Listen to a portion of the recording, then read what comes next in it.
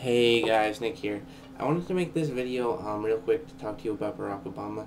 Now, before I start, I just wanted to tell you that I wish this guy all the best, wholeheartedly. I don't wish anything bad for this guy. I wish him all the best, but I'll be straight out with you. I did not vote for him. I did not vote for McCain.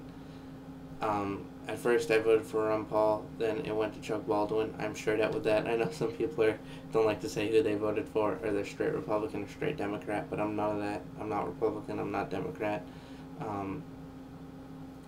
Just there was a question posed to Barack Obama when he was running for president that basically, by a woman, that basically said, if you're for individual rights and if you're for the Constitution, how is it that you voted for the Patriot Act? And he kind of walked around the question. And if you look a lot of where his funding came from, it came from corporations. And if you same thing with John McCain, a lot of his funding came from corporations. The likes of Ron Paul, his funding came from individuals. He set the single most amount of money made in a day, and it was by individuals like us, by the blue collar workers, and just by the regular people, and it wasn't by big corporations. And he got more funding from the military than anybody. And trust me, I really don't want to sway your opinion one way or the other.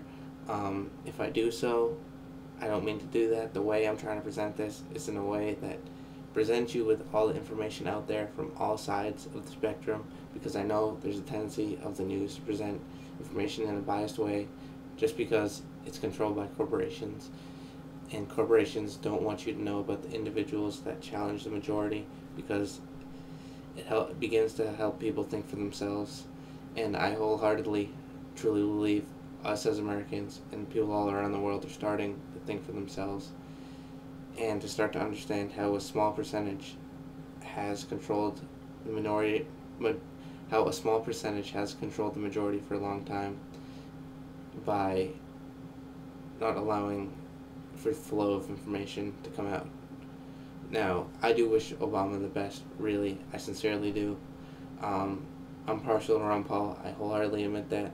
I'm more likely to be partial to third-party candidates that challenge the majority. I was watching a clip on YouTube where someone asked George Carlin about September 11th and about the way information was presented about September 11th.